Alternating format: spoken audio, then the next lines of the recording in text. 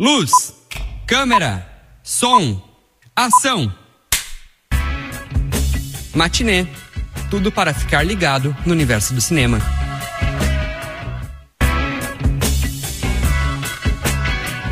Boa tarde, está começando aqui na UniFM 107.9 o Matinê, um programa que te convida a viajar pelo universo do cinema. Eu sou Alexandre Macari e vamos juntos até às 3 da tarde. Hoje vamos conversar sobre cinema, cultura geek e a 8ª edição extra do Shin Anime Dreamers, com o produtor cultural e crítico de cinema Lúcio Icco. Não esqueça de seguir e mandar sua mensagem no Instagram, @Cinemac, soletrando CINEMACC, e também pelo WhatsApp das rádios da UFSM no número 55-3220-8106.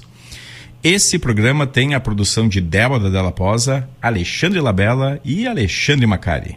Na direção das rádios da UFSM, Jonathan Ferreira. Na técnica, ele, José Carlos Quartiero, o Zezinho. Agora em Santa Maria, tempo instável, 20 graus de temperatura, são 2:04.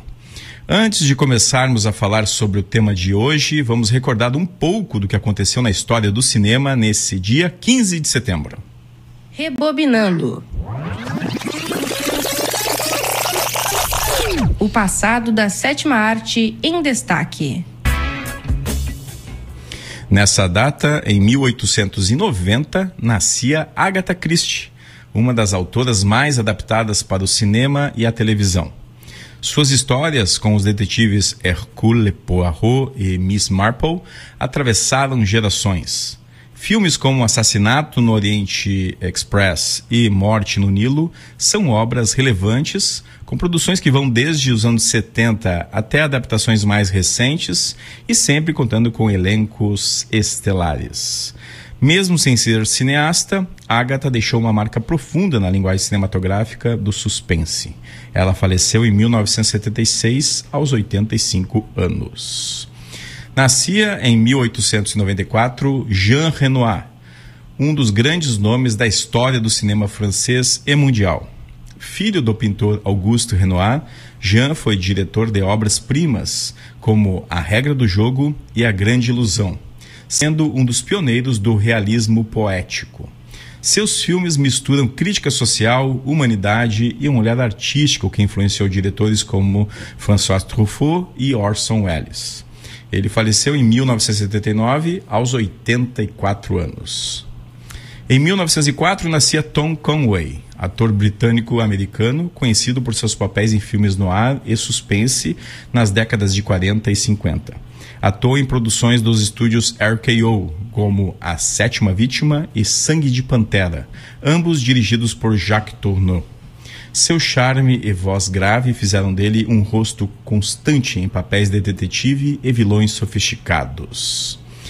Em 1932, nascia Antônio Abunjanra. No cinema brasileiro, participou de obras como Eles Não Usam Black Tie e A Hora da Estrela. Mas sua presença ia além da tela. Com seu estilo crítico e provocador, também marcou a televisão, principalmente com o programa Provocações. No teatro, também deixou um legado como diretor e pensador da cena brasileira. Nessa data, em 1987, falecia o cineasta brasileiro Leon Hirschman, um dos grandes nomes do cinema novo brasileiro. Seus filmes, como São Bernardo e Eles Não Usam Black Tie, abordam as tensões sociais e políticas do Brasil com uma linguagem cinematográfica densa e engajada. Foi também responsável por levar o universo do trabalhador brasileiro para o centro da narrativa no documentário ABC da Greve. Ele faleceu aos 49 anos devido a complicações com o vírus da AIDS. Em 2011, nessa data, falecia o cineasta tcheco Otakar Vávra. Apesar de pouco conhecido no Brasil, Vávra foi uma figura histórica do cinema da Tchecoslováquia. Atuante por mais de 60 anos, dirigiu dramas históricos, filmes políticos e também foi professor de uma geração de cineastas tchecos. Seus principais filmes são Jan Hus, de 55, Romance pro Kridolovku, de 67, e O Martelo das Bruxas, de 1970. Ele faleceu em Praga aos 100 anos. Em 2017, falecia aos 91 anos Harry Dean Stanton, ator que talvez você não lembre do nome, mas que certamente não esqueceria o seu rosto após vê-lo em cena. Atuou em filmes como Paris, Texas, Alien, O Oitavo Passageiro e Repo Man. Um estilo contido e uma presença melancólica, Stanton representava o lado silencioso e profundo da atuação. Fazem aniversário hoje 80 anos da grande atriz espanhola Carmen Maura. Ela é conhecida mundialmente por seu trabalho com Pedro Almodóvar, em filmes como Matador, Mulheres à Beira de um Ataque de Nervos e Volver. Ela interpreta sempre personagens femininas intensas, cheias de humor, dor e ironia. Um dos seus filmes mais recentes é o brasileiro Veneza, de 2021, dirigido por Miguel Falabella. Hoje, 79 anos, do polêmico, ousado e sempre político diretor norte-americano Oliver Stone. Vencedor de 3 Oscars, ele trouxe às telas temas complexos, como a Guerra do Vietnã, a política norte-americana e o poder corporativo. Seus filmes Platoon, Nascido em 4 de Julho e JFK, A Pergunta que Não Quer Calar, são mais do que entretenimento, são debates audiovisuais. Tommy Lee Jones também completa 79 anos. Com seu rosto fechado e voz firme, Tommy Lee Jones construiu uma carreira de papéis fortes. Deu vida a agentes da lei, militares, caçadores de recompensa e personagens solitários. Venceu o Oscar por O Fugitivo e brilhou em obras como Homens de Preto, MIB, famoso MIB, Onde os Fracos Não Têm Vez e Lincoln. Além de ator, ele também é diretor e fez ótimos faroestes, como 3 Enterros e Dívida de Honra. E olha só quem está aniversariando hoje. 60 anos de Fernanda Torres. Filha de Fernanda Montenegro e Fernando Torres, a nossa Fernandinha seguiu seu próprio caminho no cinema, teatro e televisão.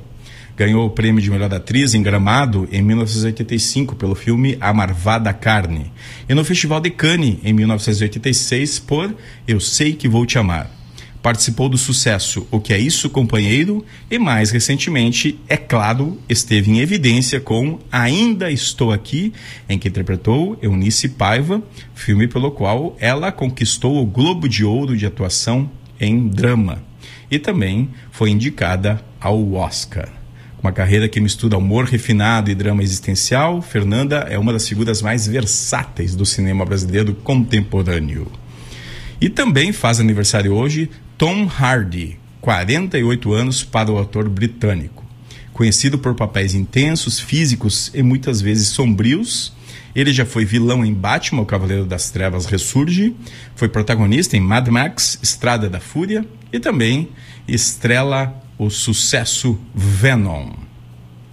Há 80 anos, em 1945, os cinemas de Rua de Santa Maria, Cine Imperial e Cine Independência, traziam destaque para a comédia romântica da MGM Quando Eva Consente, de Norman Taurog, com Walter Pindon e Rosalind Russell no elenco.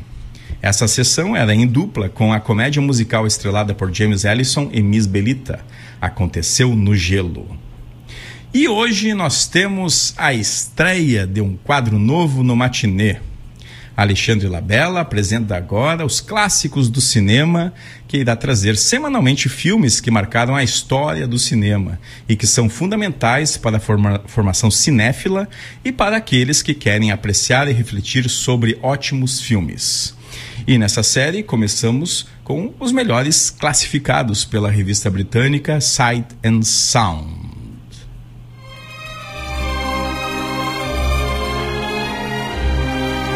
Clássicos do cinema.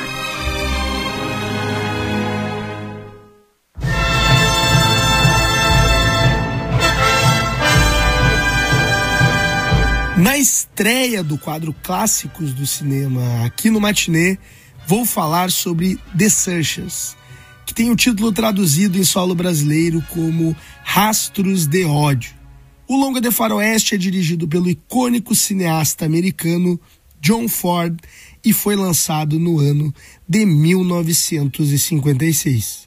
O filme conta a história de Ethan Edwards, interpretado por John Wayne, um veterano do exército confederado que odeia indígenas. Sua vida corre tranquila até ter sua família massacrada e a sobrinha raptada por comanches.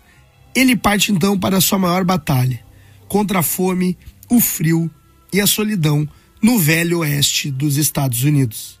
Rastros de Ódio é considerado um dos maiores filmes já feitos, não apenas no gênero faroeste, mas da história do cinema. John Ford constrói uma narrativa visual grandiosa, utilizando as paisagens do Monument Valley como um verdadeiro personagem da trama. O vale, localizado na fronteira entre os estados de Utah e Arizona, no oeste americano, se tornou um templo dos filmes de faroeste e, inclusive, possui um ponto turístico que homenageia o realizador, o John Ford Point. A atuação de John Wayne também marca um divisor de águas. Seu Ethan Edwards não é apenas o herói típico, mas um homem atormentado e cheio de contradições, o que trouxe complexidade inédita ao gênero na época. Além disso, o filme influenciou cineastas do porte de Martin Scorsese e Steven Spielberg, sendo constantemente citado como referência estética e narrativa. É um clássico porque vai além da aventura, reflete sobre racismo, obsessão e a incapacidade de pertencimento, temas universais que ressoam até hoje. Apesar de não ter tido grande repercussão nas premiações da época, com apenas um Globo de Ouro de ator mais promissor para Patrick Wayne, o distanciamento histórico fez jus à relevância da obra. Preservada pela Biblioteca do Congresso norte-americano em 1998 e figurando em listas de melhores filmes de todos os tempos, como a posição 15 no ranking da Sight & Sound. Rastro de Ódio está disponível para aluguel online e também em mídia física. Essa foi a primeira edição do Clássicos do Cinema, produzida por mim, Alexandre Labella.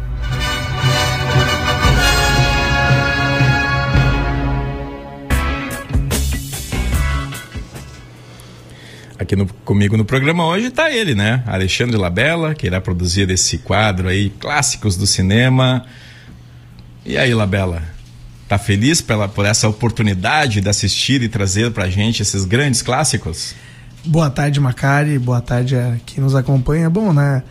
É sempre um prazer ver bons filmes, né? E, pra ser sincero, eu nunca tinha visto esse western dessa época, né? O primeiro que eu vejo, comecei bem, né? Comecei por um dos melhores. Mas é interessante ver como um filme que dessa época ele ressoa tão bem até hoje, até no final do áudio, essa questão do racismo, da questão do não pertencimento, que muito retratado brilhantemente pelo John Wayne no papel principal, que é aquela coisa do americano que conquista, né, o oeste no século XVIII. E é um 19, perdão. Ali, por favor, não, um historiador. É um detalhe histórico. Mas que é interessante de ver, né? Uma visão até do John Ford. Eu sei que tem muita gente que não gosta do filme, né? Enfim, tem umas avaliações e tem a questão que o John Wayne, o personagem, o Ethan Edwards, é um cara racista, né? Um confederado. Mas eu entendo como um filme que o John Ford, ele cria essas camadas nesse personagem, ele não mostra, ele não defende esse cara. Ele mostra ali como ele é e a gente vê a jornada desse cara um pouco solitário que tá junto de né, durante o filme, mas enfim, é uma jornada muito legal, enfim, uma das melhores fotografias que eu já vi no filme, é sensacional. Maravilha. E próxima semana, já tem o título da próxima semana para adiantar pra galera? Próxima semana, filme aí da novela vague francesa, Cléo, das 5 às 7. Maravilha, vamos seguir essa lista. 14º colocado da Sight & Sound, né? Maravilha, vamos chegando, né, até o número 1, e aí... sem spoiler, não vou falar qual é o número. Mas que vai bater lá no fim do ano, né? Então isso a gente vai fazendo essa trajetória aí e também, né, indicando onde você pode assistir esses clássicos incríveis, né? O Labella segue conosco no programa de hoje, né? E a gente aproveita a estreia desse quadro para ver do que a gente vai ter na nossa trilha sonora. Trilha sonora. Só de ouvir, passa um filme na cabeça. Vamos ouvir a música de abertura de Rastros de Ódio, de John Ford, composta pelo mestre Max Steiner. escurinho do cinema. Matinê, na Uni-FM. Você já ouviu falar em cultura geek ou geek? Mas afinal, o que isso significa? A palavra geek surgiu como um apelido para pessoas muito apaixonadas por tecnologia, ficção científica, quadrinhos, jogos e tudo o que envolve o mundo da imaginação e da criatividade. Mas com o tempo, ser geek deixou de ser coisa de nerd esquisito e virou sinônimo de comunidade, identidade e também cultura pop. A cultura geek está nas telonas, está nos jogos, nos animes, nos mangás, nos livros, nas convenções, nos podcasts e nas redes sociais. Hoje, ser geek é curtir histórias que nos levam para outros mundos, é debater teorias sobre multiversos, é maratonar séries até de madrugada e é vibrar com um trailer novo como se fosse um gol em uma final de campeonato. E para nosso bate-papo de hoje, vamos receber Lúcio Ico, produtor cultural, crítico de cinema, cineclubista e que é um dos organizadores da 8ª edição extra do Shin Anime Dreamers, que acontece no próximo domingo, dia 21 de setembro, na SESMA, e que já está com ingressos à venda. Tudo bem, Lúcio? Tudo bem, Alexandre, muito obrigado pelo convite, é sempre um prazer poder falar com outra pessoa entusiasta, amante da cultura nerd, principalmente do cinema. Estou aqui reunido, né, com o Lúcio e com o Labella, né? E... Permaneci. Permaneceu, né? E é interessante porque aqui tem 3 pessoas que ficam na sala de cinema até o fim do último crédito E subir. sofro bullying por isso. E sofremos bullying por isso, né, Lúcio? Eu sei, né, que as pessoas muitas vezes começam a tocar aquela música, subir os créditos, vão levantando e indo embora, mas eu sempre digo, né, o filme só acaba quando termina, né, quando deixa de tocar a última melodia, a última nota da música ou subir o último crédito, né? Isso aqui é um pouco da culpa, isso não é também dos cinemas, porque normalmente quando vai subir os créditos, eles já começam a acender luz. As luzinhas já acendem. É culpa do cinema, mas tem uma explicação, por isso é culpa da rede aberta, principalmente da Rede Globo. Pode, claro. Concordo perfeitamente com o teu comentário. Infelizmente, o cinema tem esses problemas, né, até hoje, mas a questão é bem simples. A metragem do filme está composta pela parte dos créditos. Caso não fosse assim, não haveria necessidade de estar ali a metragem do filme 122 minutos, seriam 120, se os créditos não contassem. E essa cultura é interessante que a velha escola, né, do cinema, principalmente a velha Hollywood, tinha por característica como é que era no cinema antigo. Os créditos eram antes do filme, não pós. Só que se sabe também que uma equipe para fazer um filme é gigantesca. Mesmo em filmes independentes, você precisava de uma equipe muito grande. Antigamente, os créditos no quesito do cinema eram sempre antes, porque eram só os principais dos principais. Nem assim as coisas, só as categorias mais importantes. Com o passar dos anos e com o avanço da tecnologia, uma coisa que é benéfica, que tem nos filmes, nas séries também, ou nas animações, é os créditos começaram a ser dados créditos para todas as pessoas que trabalham, até o menor mísero nome. E aí o que acontece? Mesmo que a pessoa fosse servir um cafezinho, tá nos créditos do trabalho dela. E com essa inversão, os créditos passaram a ser no final, e não anteriormente, e ser todos. Isso é a história do cinema. Porém, o que acontece? Por que a culpa é da TV aberta? Porque, obviamente, a TV aberta tem, por sinal, sempre teve Globo, Bandeirantes, SBT, sempre tiraram os créditos, não colocaram.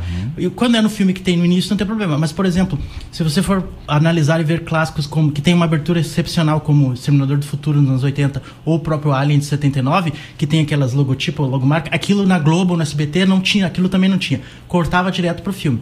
E aí as pessoas cresceram com essa cultura de não assistir os créditos, principalmente no Brasil.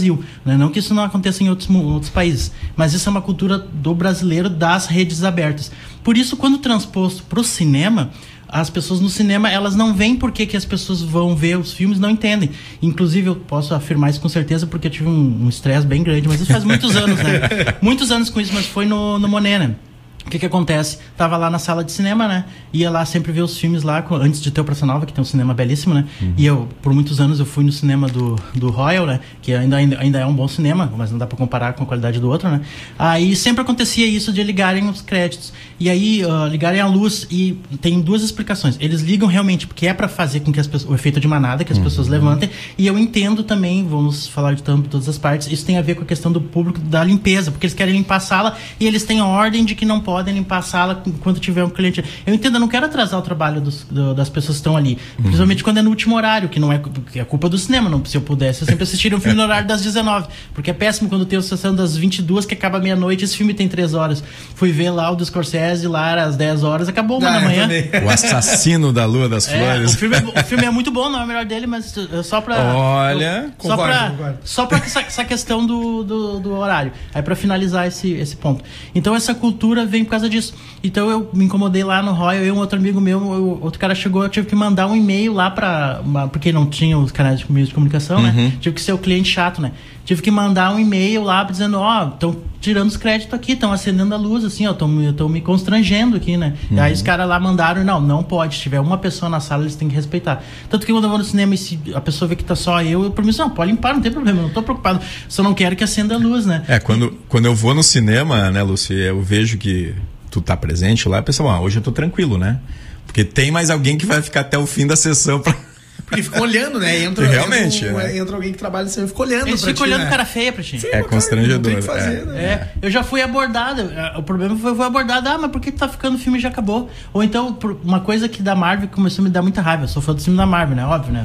Nerd, geek, pacote completo. Mas assim, como tem essa questão de... não foi a Marvel que criou, hein? O Ferris Bueller lá nos anos 80 já tava dando aula. Sim. Aí, mas veio essa cultura de ter muitos filmes ter cena pós-créditos, principalmente quando Hollywood aderiu de forma gigantesca a questão das franquias que sempre existiram, mas de querer fazer os universos compartilhados devido ao sucesso, né, da Marvel, aí de começar a botar um monte de cenas pós-créditos em filmes, às vezes que não há necessidade. Mas isso é uma outra discussão. Fica por um outro programa. Então, os Sinners agora, o Pecadores, né, desse ano tem cena pós-créditos. Mas ele é incrível. Aí não, incrível, mas tem, né, dá pra fazer algo... Não, o Nolan, por exemplo, que eu sou fã dele também, né, obviamente, ele é contra cenas pós-crédito, e eu entendo lá dele. Ele acha que o filme é ele parte daquele raciocínio que o filme é um produto completo, ele tem que ser início, meio e fim, acabou ali. Não precisa ter um ganchinho, alguma coisa. Tanto que um detalhe de curiosidade, pra quem acompanha cinema também, né, e conhece os filmes do Nolan, o único filme que ele foi uma franquia, que fez uma trilogia, foi o Cavaleiro das Trevas. Ele não trabalha com sequências. Ele não queria de jeito nenhum, embora ele tenha feito um trabalho muito bom em todos os filmes, o terceiro acabou sendo pior, ele acabou errando, vamos ser sinceros, né, o Cavaleiro das Trevas sendo o melhor e o primeiro Batman sendo bom, contento, melhor do que os últimos atrocidades estavam acontecendo anos anteriores. O que aconteceu? Não era pra ter aquela cena final, isso é uma curiosidade, da carta lá que o Gordon chega e diz assim, pega aqui, vira a carta e tem o Coringa, entendeu? Que é pra jogar aqui, é o final do Batman do Cavaleiro da obra-prima do Frank Miller, do escritor, né, dos quadrinhos, que termina que é a aventura lá com o Gordon e chega lá, tem a cartinha. Essa carta lá, os produtores obrigaram o Nolan a colocar porque ele não queria ter aquilo. Queriam botar como cena pós-crédito, ele não queria. Aí disse, bota na cena do filme, ele também não queria, porque ele não ia fazer outro. Aí ele pegou e insistiram lá, ele não tava tão grande ainda na indústria, né? Aí ele aceitou. Aí depois, tanto que ele só aceitou fazer o Cavaleiro das Trevas, se além do filme, além de ser o diretor e ter o controle da maior parte do filme e do corte final, se o roteiro também pudesse ser produzido por ele. Porque o roteiro do primeiro, que é um bom roteiro, né, apesar de ser um roteiro meio clichê em várias coisas, ele é escrito pelo David S. Goyer, que é um escritor de quadrinhos, que tem vários na questão dos quadrinhos ele é bom, ele tem boas histórias, ele não é nada grande icônico, mas tem ótimas histórias. E o David S. Goyer, que tem esses roteiros com essas histórias, também foi o roteirista da trilogia, que o primeiro é melhor, o segundo é bom e o terceiro é ruim, infelizmente, que é a maldição das trilogias, que é no cinema, principalmente no filme de quadrinhos, que ele é o roteirista do Blade 3, dos 3 Blades. Os Blades. Ele é o roteirista do Blade, ele é o roteirista do Batman Begins. Só que aí o Nolan disse, não, eu faço o segundo se o roteiro for meu. E aí o roteiro no segundo é dele, do Jonathan Nolan, que é o irmão dele, com o qual 10 filmes do Nolan, 8 são roteiro dele e do irmão dele. Por isso que ele aceitou fazer o 2, consequentemente aceitou fazer o 3. Bom, você já percebeu, né? O Lúcio aqui, a gente enciclopédia. Começa a conversar aqui, né? A conversa vai longe, né? Mas o nosso programa tem um tempo, né? Então a gente precisa... Pra falar de cinema dá pra ficar o dia inteiro. Não, a gente pode, né? Mas ficou claro, né? A culpa do cinema a culpa do cinema fazer isso é uma culpa geracional que foi criada pelas redes abertas, que é um processo de televisão, que daí as pessoas não criaram essa cultura. Exato, é um processo educativo. Nos Estados Unidos também. É diferente. Eu já vi os caras falando que lá é normal. Tipo, claro, tem um monte de gente que não fica, mas tem um monte de gente que fica. Mas o detalhe que eu ia pra finalizar, né, com chave de ouro, da minha raiva, culpa da Marvel, que daí como eles começaram a botar as cenas pós-créditos, começou a ter um outro momento. Quando eles instruíam lá no cinema os lanterninha lá, né? Nem é mais lanterninha, né, hoje em dia, né? Porque isso é da tradição cultura antiga. Eles dizem para as pessoas ir lá, quando não tem cenas pós-crédito, eles não tem cena pós-crédito. Aí uma vez... já passou por isso. Uma vez o cara disse assim, tu não vai sair, aí eu não vou, mas não tem esse filme não tem cena. Daí eu falei, na maior educação possível, né? Não, já tá te dando spoiler, né? Eu estudo cinema, eu vim aqui porque eu amo cinema. O filme só acaba quando acaba os créditos. Eu quero ser chato, entendeu? Mas eu vou ficar aqui. Que tu falou da questão da música, Alexandre. Acho interessantíssimo. Da última música, muitas vezes nem termina na música. Mas o que eu, quando criança, quando fui ver, vi os filmes na televisão aberta, mas quando eu fui ver lá no VHS pra depois pro DVD, o que me motivava a ver os filmes até o fim, porque o cinema pós-créditos, mesmo que existam muitas, é muito menor escala em filmes, eram as músicas. Porque assim, muitos filmes têm trilhas sonoras marcantíssimas. E a minha parte favorita, foi assim que eu peguei gosto pelos créditos, é ver os créditos até o final, porque uma das últimas coisas, assim, alguns filmes é diferente, mas em 99%, a última informação antes de ter o final lá, final, é a trilha sonora, quais são as músicas colocadas no filme. E eu cresci, e hoje em dia é diferente, hoje em dia tu bota no Google, tu não viu o filme, tu já sabe quais são as músicas. Eu não gosto disso, por exemplo, fiquei chateado quando eles divulgam as músicas, que eu quero ter a experiência de me impressionar com as músicas no filme. Por exemplo, o Deadpool 3, eles publicaram quais eram toda a trilha sonora do filme antes. Eu não vi, eu quis me emocionar lá no momento, sabe? E daí isso eu sou contra, mas coloco hoje em dia as pessoas já querem entrar no vibe, já saberem. Mas já fazendo uma conexão com isso, né? E pensando, puxando, porque tudo que tu falou aqui também está relacionado, claro, a esse universo de cultura geek, né? Falou do Batman, da Marvel, né? E eu tenho uma dúvida aqui, talvez, né? Porque eu não sou tão conhecedor assim sobre isso, eu gosto muito de cinema, né? Mas sobre questões mais específicas, assim, é que será que foi o cinema que foi o responsável por essa popularização da cultura geek, ou foi a internet, né? Que teve essa expansão aí nos anos 2010 em diante, e as redes, né, acabaram transformando e ampliando essa dimensão. Tu tem algo formado sobre isso, sobre essa ideia? Tenho. Acho que, inclusive, o teu questionamento é excelente, mas a minha resposta vai ser bem objetiva nesse ponto, mas depois vou poder me explanar melhor. Foi o cinema.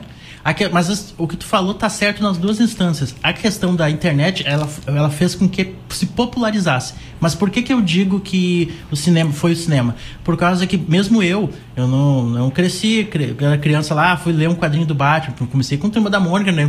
A evolução natural da ordem, depois fui Patinhas pra Disney, e depois fui para super-heróis. Mas a questão do cinema que fez com que eu gostasse da cultura nerd foi que eu assisti pequeno, né? Mas claro que já tinha muitos anos que tinha saído, foi o Star Wars. Então foi o cinema.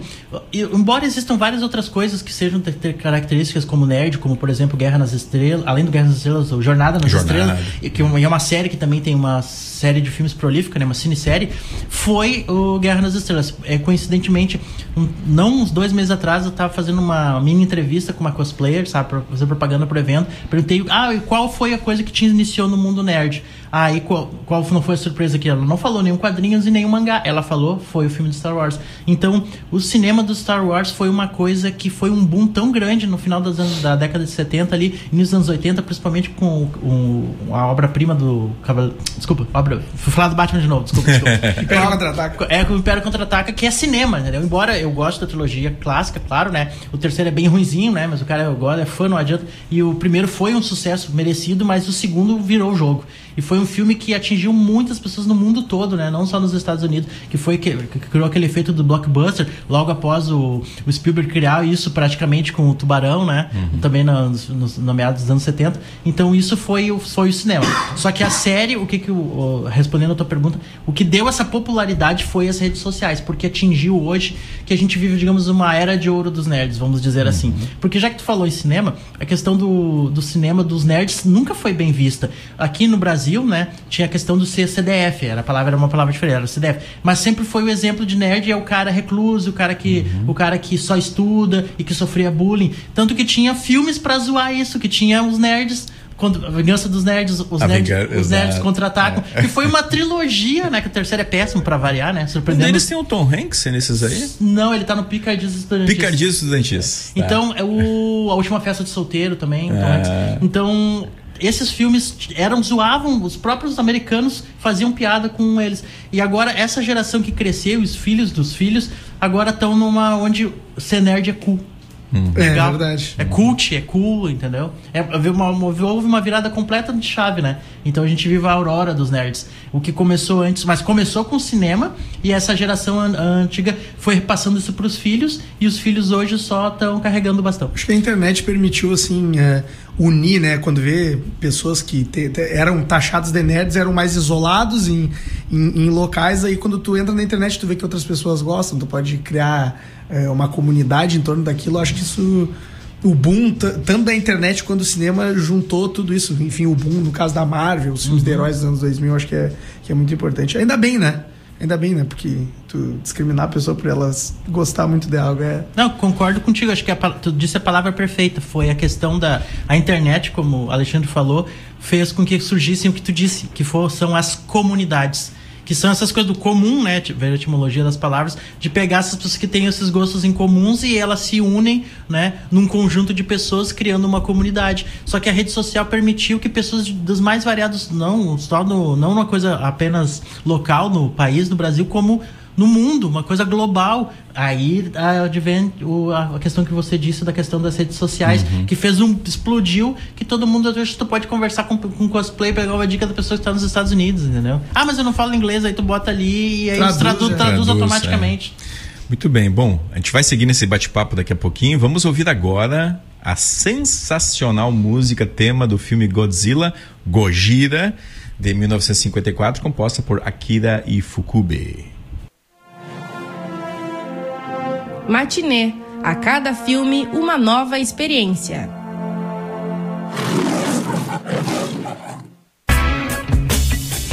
Já estamos de volta. Mas que trilha, hein? Marcante demais. Lúcio, você é um dos organizadores do Shin Anime Dreamers. E me fale um pouco da tua relação com esse evento, com a história, para que a gente possa entender, né? Que ele chegou na 8ª edição extra, né? Isso. Mas já é um evento que já tem aí alguns anos aqui em Santa Maria. Me fale um pouquinho sobre esse histórico. Claro, com todo prazer. O evento do Shin Anime Dreamers tem 17 anos, né? Vai fazer 18 anos. Daqui a pouco nós já estamos, né, fazendo 20 anos, já estamos passando da adolescência já. E ele foi um evento criado por um bando de malucos, né? Costumo dizer, né? São fãs, assim, porque assim, tipo... Vou falar da minha perspectiva, né? Eu, como crescendo, vendo Star Wars, como eu estava falando anteriormente, depois lendo quadrinhos e tal, não tinha a questão dos eventos, é só capital, né? Hoje em dia tem outras cidades, assim, regiões menores e tal, mas antigamente era só capital, né? Tanto que hoje em dia a gente tem um dos maiores eventos do mundo, não do Brasil, do mundo, é o CCXP, que é o Comic Con Experience. No Brasil, tá entre os 5 maiores eventos do mundo, pra te ver a qualidade. E não sei se você sabe, né? Mas bastante gente sabe, Santa Maria é uma das cidades mais nerds do Brasil. Teve mais de duas vezes que fizeram aquelas... uma vez foi pela Amazon, né? E outra vez foi para um negócio da engenharia, de ciências, que fizeram uma propaganda e fizeram testes para eleger lá as cidades mais nerds do Brasil. E Santa Maria 2 vezes já ficou entre 5 mais, e uma vez ficou inclusive no pódio, de tamanha cultura nerd que existe aqui, sabe? Aqui também é uma cidade universitária, tem a questão dos quartéis, é uma cidade de transição que vem muita gente, né? E fora os nativos, por assim dizer. Então muita gente gosta dessa cultura.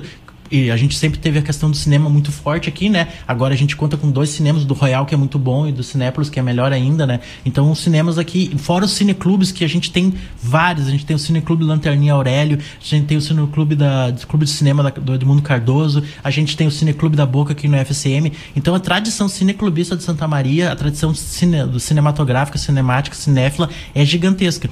E dado isso, sempre teve essa questão, como eu falei, do Star Wars, que começou muita gente, que foi pegando gosto pelo cinema, e pelas essas outras culturas, e também pela literatura como um todo. E aí, muitos anos, eu tinha essa questão de, viajava pra Porto Alegre, mas era caro, né? Sempre uma pessoa de parcos recursos, né? Palavra bonita pra pobre, né? Aí gastava só com passagem, com comida, muito lá, na primeira vez não comprava nada, ia só pra curtir o evento. Aí tem essa questão da cultura muito grande aqui. Aí eu peguei uns amigos e falei, olha só, a gente sempre gasta uma fortuna pra ir lá, e se a gente fizesse um encontro aqui, uma reunião, nada pretencioso, né? Vamos fazer, tem muita gente aqui. Aí a ideia nasceu assim, simplesmente da ideia de criar um evento, uma alternativa aqui na cidade, para as pessoas que não têm condições de se deslocar para os grandes centros, no caso. E aí juntei esse grupinho aí de pessoas e foi crescendo. A gente foi fazendo uma edição mais simples, né? Foi botando ali, no primeiro não tinha nem concurso cosplay, tinha só um videogame, tinha ali uma banquinha com uns stands. Aí foi crescendo. Aí a gente, vendo a necessidade e a demanda da cidade, a gente criou a edição extra. Essa edição extra, que tem menos edições, é uma edição onde a gente mais se assemelha ao evento mais profissional, onde a gente traz show, a gente traz dublador, a gente já trouxe quadrinista, a gente trouxe 2 quadrinistas já trouxe um quadrinista que desenhou pra Marvel e pra DC, desenhou inclusive o Cyborg, que é da Liga da Justiça, desenhou o Batman, e a gente já trouxe o Seiya do Cavaleiros do Zodíaco, a gente já trouxe o Hermes, que é o Hermes Baroli, a gente já trouxe o Elcio Sodré, que também foi dublador do Kakashi, do Naruto e do Shiryu, do Cavaleiros do Zodíaco. A gente já trouxe vários dubladores, a gente trouxe o dublador fazendo o link em 2019, a gente trouxe o dublador do Batman, que era feito pelo Ben Affleck, né? O George Lucas, né? Ator global. Então o diferencial dessa edição extra é que daí a gente consegue, porque daí é um evento, a gente faz ele, nos últimos anos a gente fez ele e continua realizando ele na SESMA, que é, né, a Cooperativa de Estudantes, que é praticamente um templo da cultura aqui, que é um lugar que está sempre fazendo atividades, vernissage, exposições, é lá que tem o Cineclube Lanterninha Aurélio, e é um lugar que nos acolheu e que proporciona que a gente faça, só que daí então nós temos altos custos, né? Por isso essa edição, a gente tem uma entrada, um ingresso, que é revertido tudo para poder pagar o evento, a manutenção. Só que daí a gente tem show e a gente traz um dublador. E aí é uma coisa muito maior. Quem são as atrações dessa edição agora? Dessa vez a gente vai ter a Adrelise, né, que é uma cantora que ela tem umas músicas autorais dela, mas ela canta o estilo de música kawaii, fofinho, pra quem não entende, né, rosinha, mas é porque ela é muito da questão do K-pop, né, que é uma coisa que tá muito em alta também nos últimos anos na questão musical, né, e aí ela vai fazer um show, um pocket show, né, onde ela vai cantar, dançar e cantar grandes hits, como de bandas novas que estão fazendo sucesso a grupos, né, que é o New Jeans, por exemplo, e ela vai cantar anime songs, que são as músicas de anime. Fora isso, a gente também vai ter na questão dos games, né? A gente vai ter a presença da Lana Vargas, que vai dar um painel e também vai cuidar da parte dela, vai fazer um campeonato de Just Dance, porque ela é nada mais, nada menos que embaixadora da Ubisoft, né? Que é um evento que faz parte da BGS Games, né? Que é um dos maiores eventos de jogos do Brasil. E para finalizar, a gente vai ter a presença do dublador, né? Que é o dublador, que é o Raul Schossler. O Jiraiya. O Jiraiya. Louco, cara. Jiraiya. Assim, ó, eu nem preciso dizer o quanto é a dificuldade de trazer alguém desse porte pra Santa Maria. Não querendo menosprezar, porque a cidade é muito grande, tem vários outros eventos, outras feiras, outros encontros de cosplay, várias outras atividades. Tanto que o Shin foi criado por mim, por esse grupo de amigos, nem foi a primeira tentativa de ter um evento na cidade. Na verdade, sendo sincero, ela foi a quarta. Teve 3 tentativas que não deram, imagina. Aí eu fiz parte da terceira, daí eu falei, acabou, fazia, ele acabava. Daí eu falei, não, vamos fazer de novo. Foi a quarta. E é esse que tem há 17 anos. E aí essa edição do evento que vai ter todas essas coisas. Só que coincidentemente, olha só, não foi programado. Te juro, assim, ó, porque, né, não tem como adivinhar o futuro, né? Não tem um DeLorean pra voltar, né? Vou ir lá na frente. Só pra vocês dizerem, o dia vai ser exatamente no Batman Day, no dia 21 de setembro.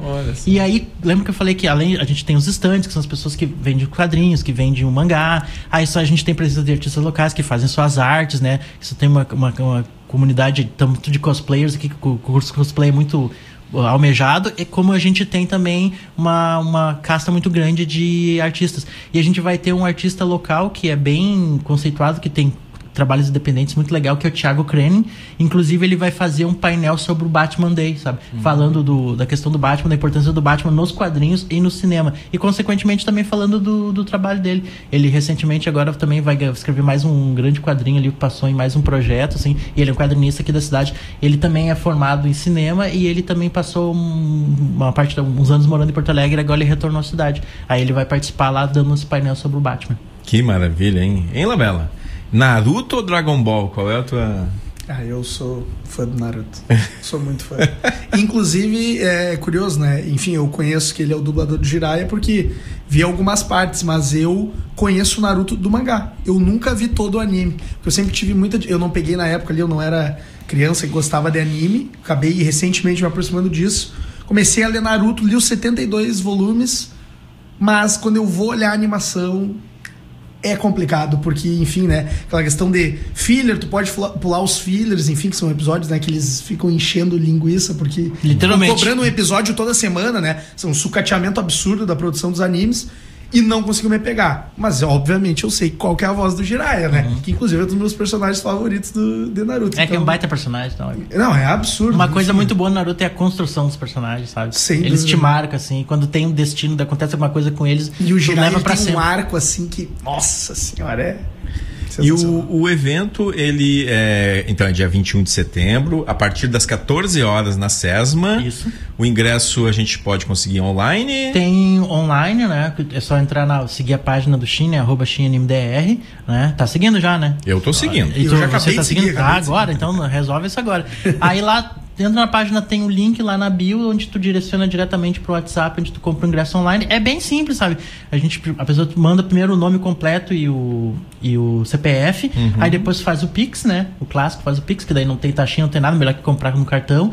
E aí o nome da pessoa vai pra uma lista, daí vai ter lá no dia a lista, só levar um documento com foto que vai ser conferido. A pessoa, eu comprei pro Pix, daí tu, só diz o teu nome e CPF vai estar lá na lista dos que compraram. Ou pode comprar o físico, também tem a questão, a gente sempre faz o físico, tem gente que coleciona, sabe?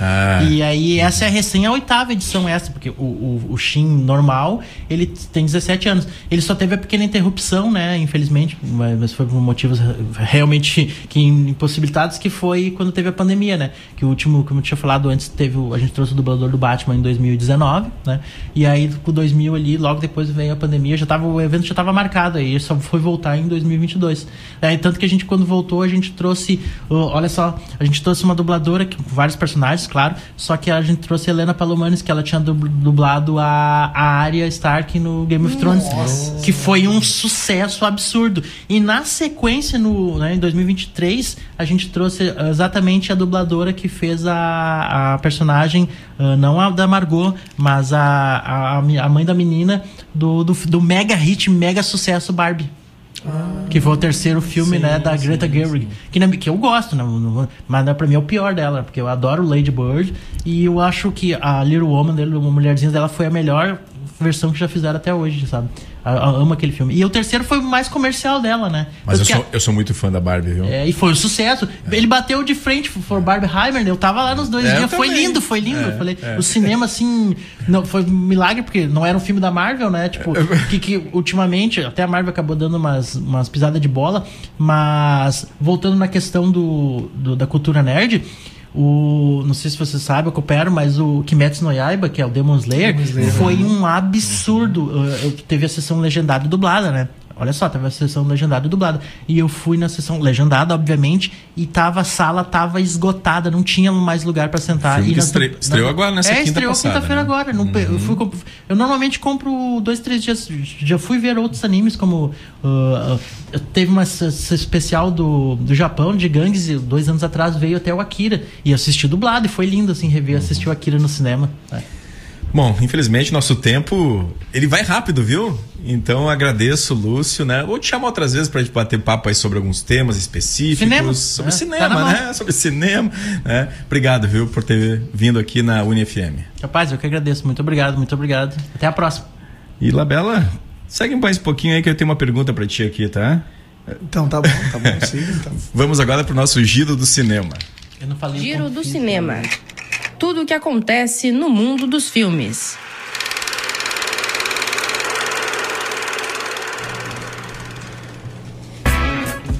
Giro do Cinema, top 5 bilheterias do Brasil na semana. Em primeiro lugar, Invocação do Mal 4, O Último Ritual, 42.881.993. Labela, isso é alguém que está invocando o mal para ter toda essa bilheteria para esse filme? São sentimentos opostos, né? Ao mesmo tempo que eu fico feliz quando um filme vai bem de bilheteria, um filme ruim desse. É ruim. Mas enfim, né? O Último Ritual, daí leva o pessoal pro cinema. Mas eu vi já gravei podcast sobre. Olha, não é o pior dos 4, tá? É o segundo pior. Terceiro é o pior. Bom, né? Então eu fiz questão de perguntar pro Labela, ele tem lá no Entre Pautas Podcast tem lá um especial sobre uma Invocação do Mal 4, né? Porque veja só, em segundo lugar na semana o Quarteto Fantástico ainda segue, né? Primeiros passos, né? Que loucura, o Quarteto Fantástico até agora. Mas olha só, a Invocação do Mal na semana 42 milhões, o Quarteto 1 milhão. Então é algo assim muito discrepante, né? Em terceiro lugar, Os Caras Malvados 2, seguido de O Rei da Feira, filme brasileiro, né? E em quinto lugar, A Vida de Chuck. Nos cinemas comerciais, aí teve, né, como o Lúcio destacou, Demon Slayer, Kimetsu no Yaiba, Castelo Infinito, né, de Haruo Sotozaki. E, Lúcio, tu acabou não falando, né, onde as pessoas podem conseguir o ingresso físico para o evento. E o físico a gente tem um ponto bem no centro, mais no centro impossível, do lado do Teatro 13 de Maio, ali no Shopping Independência, né, para quem não é nativo da cidade. E agora quem vem da UFC, muitas vezes as pessoas, eu já ouvi, fala o FN, as pessoas não sabem que é o Nifro, fala o Nifro, não sabe que é o Nifro, já viram isso, né? Às vezes eu tenho que falar os dois também no assunto. Aí, pra quem é da cidade, chama camelódromo, e onde camelô, e pra quem é de fora, o Shopping Independência, né? Só um detalhe, né, pra falar, eu acho que... Na loja, na banquinha, Sodré Especializados Geek. Box 124. Uma coisa que tu tinha até comentado do cinema comercial, fica aqui uma crítica aos cinemas de Santa Maria, que é não terem trazido O Último Azul.